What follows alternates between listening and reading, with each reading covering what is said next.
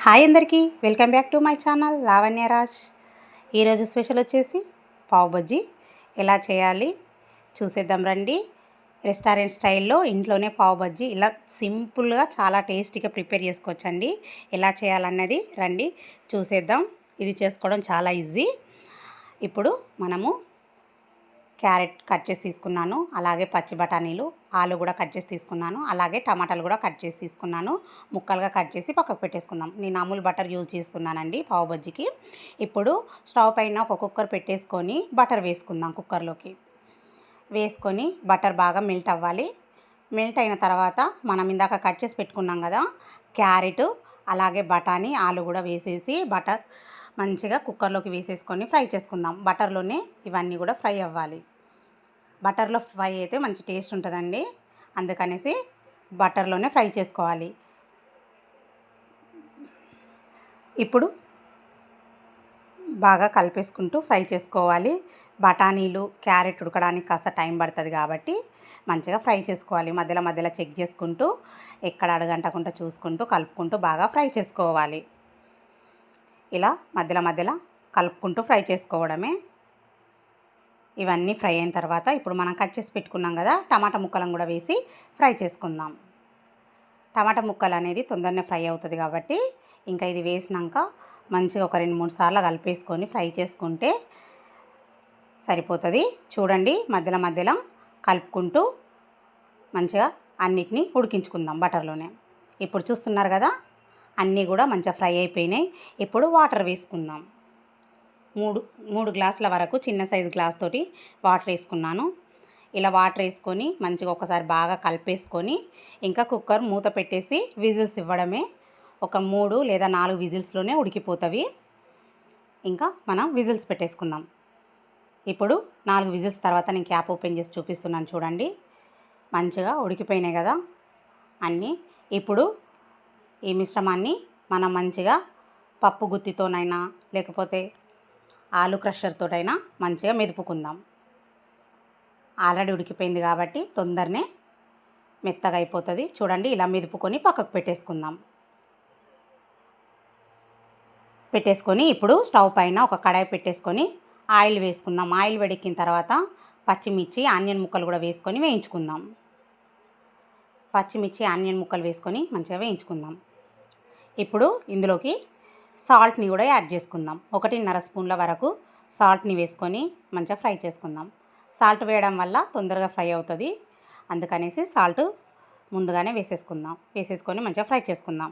ఇప్పుడు 1 స్పూన్ వరకు అల్లం వెల్లుల్లి పేస్ట్ని వేసుకుందాం. అల్లం వెల్లుల్లి పేస్ట్ వేసుకొని బాగా ఫ్రై చేసుకుందాం. ఇప్పుడు 1 స్పూన్ వరకు పసుపు వేసుకొని కూడా ఫ్రై చేసుకుందాం. ఇప్పుడు 2 స్పూన్ల వరకు కారాన్ని యాడ్ చేసుకుందాం. అలాగే 1 స్పూన్ వరకు ధనియాల పొడిని కూడా వేసుకుందాం. అలాగే పావ్ బజ్జీ మసాలా అది కూడా వేసేసుకుందాం. పొడిని వేసుకొని బాగా ఆయిల్లో ఫ్రై చేసుకుందాం. ఈ ప్రాసెస్ అనేది మీడియం సిమ్లోనే పెట్టి చేసుకోవాలి.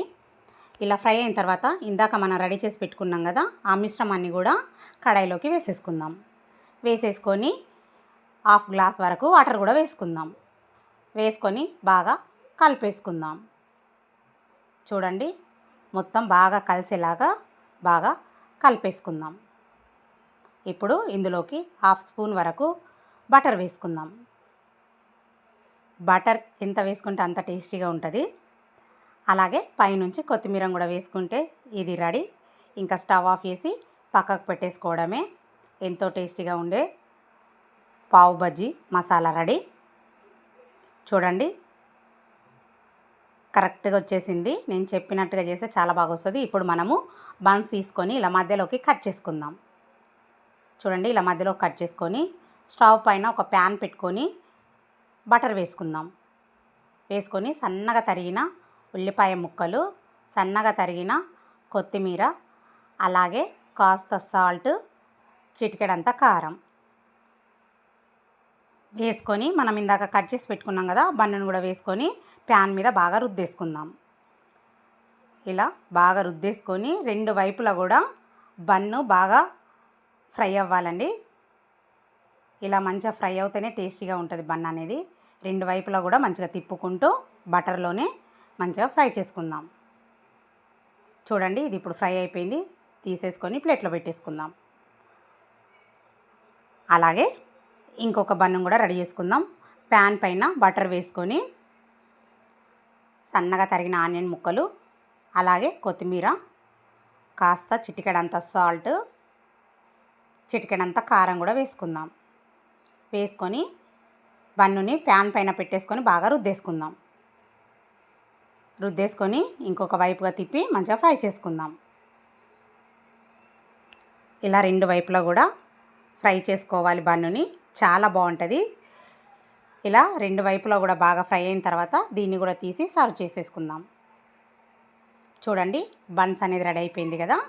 ఇప్పుడు పావ్ బజ్జీ మసాలా కూడా తీసేసుకొని కాస్త బటర్ వేసుకొని పైనుంచి కాస్త ఆనియన్ ముక్కలు, అలాగే కొత్తిమీర ఆకు వేసుకొని సన్నగా తరిగిన ఉల్లిగడ్డ ముక్కలు కూడా కొన్ని, ఒక నిమ్మకాయ వక్క, అలాగే కాస్త కొత్తిమీర పెట్టుకొని సర్వ్ చేసుకోవడమే.